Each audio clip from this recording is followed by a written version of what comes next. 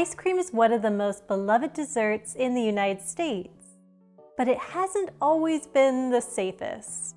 In the 1800s and early 1900s, eating ice cream came with the risk of disease, food poisoning, and even death. As laws and regulations made ice cream safer, the ice cream industry tried to convince consumers that ice cream was not only safe to eat, but actually good for you. This is the story of how ice cream went from being poisonous to a, quote, health food. Ice cream has been around for centuries, but due to the cost of sugar, difficulty of transporting ice, and the labor-intensive process for making ice cream by hand, it was a treat reserved for only the wealthiest. But by the mid-1800s, that started to change. Sugar production increased, lowering its price.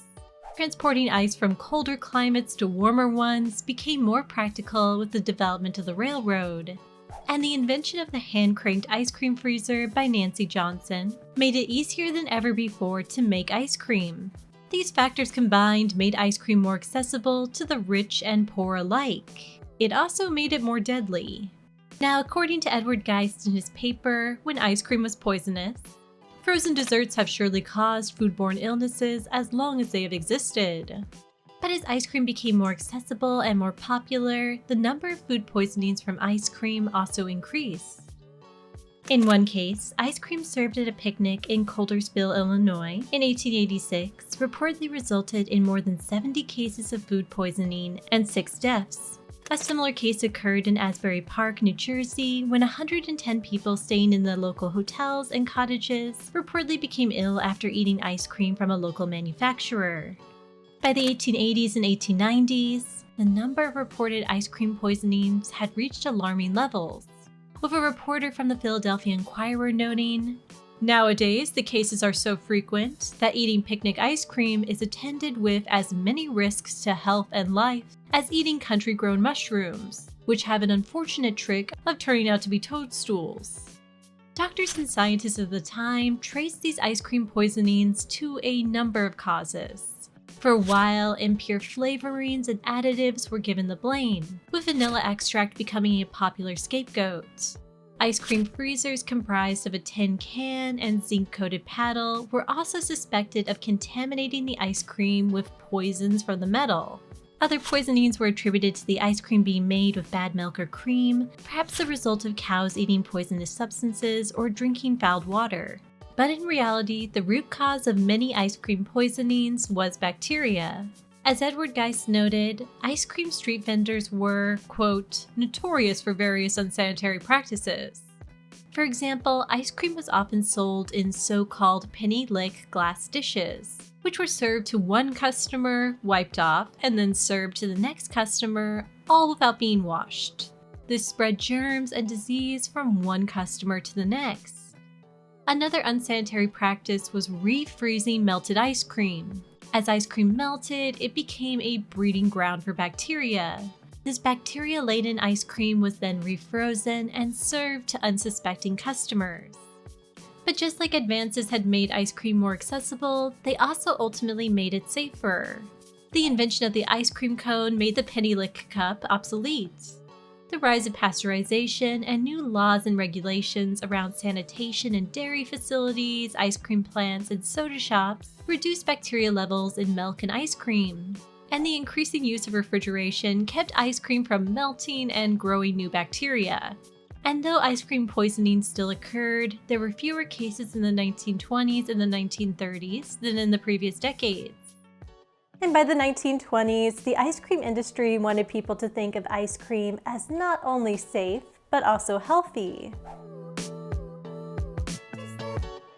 Between 1908 and 1920, the number of gallons of ice cream eaten in the United States was increasing at what was considered a satisfactory level.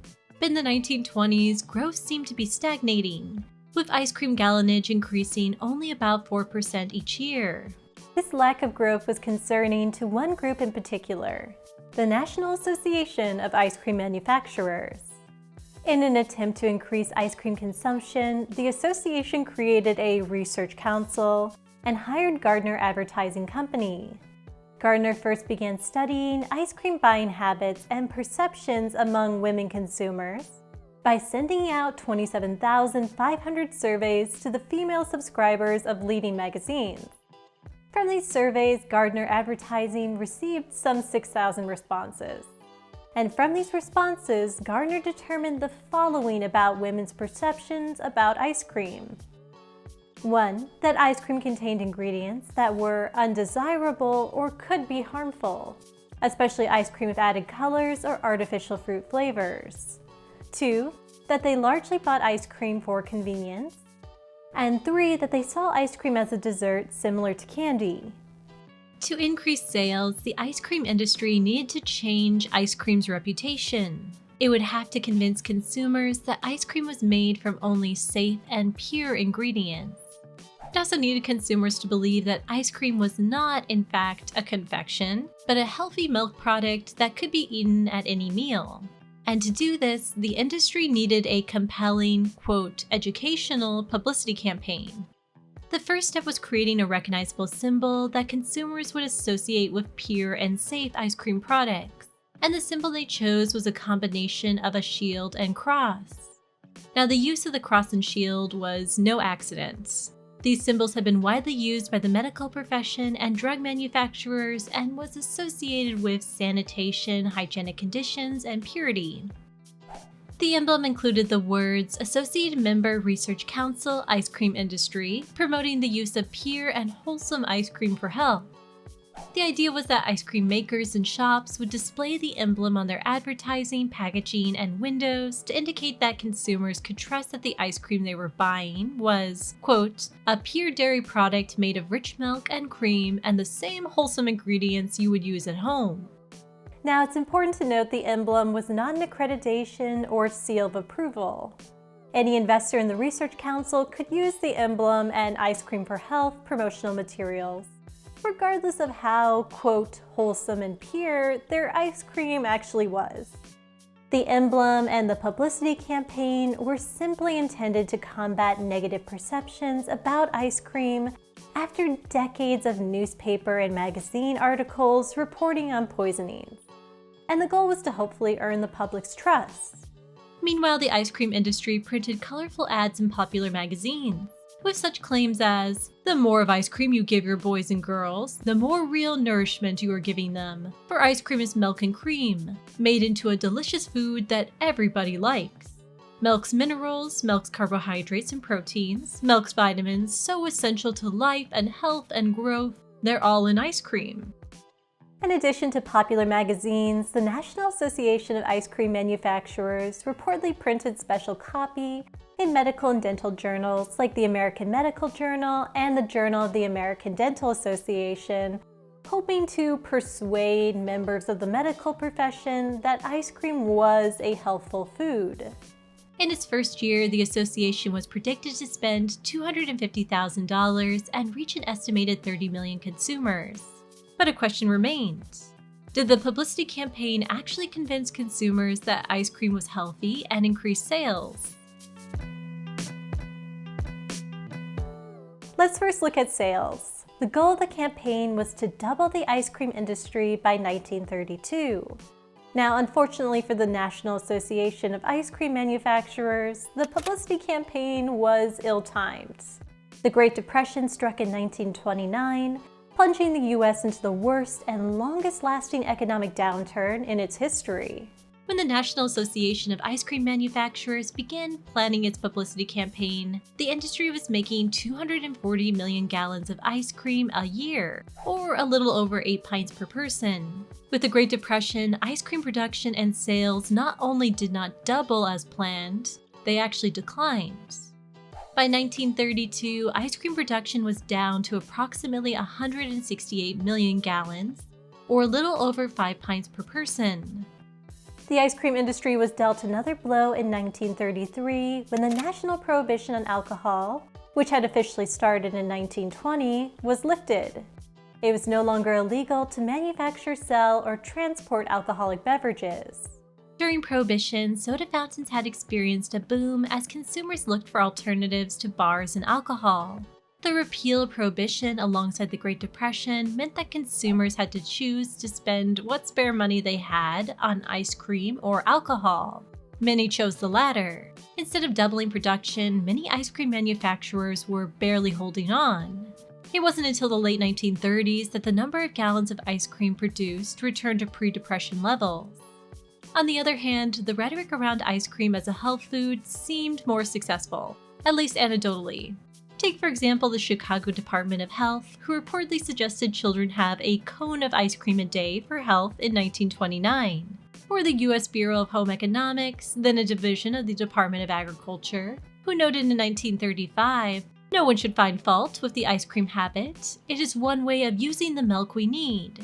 Made of milk and cream, ice cream is a nutritious, wholesome, and easily digestible food."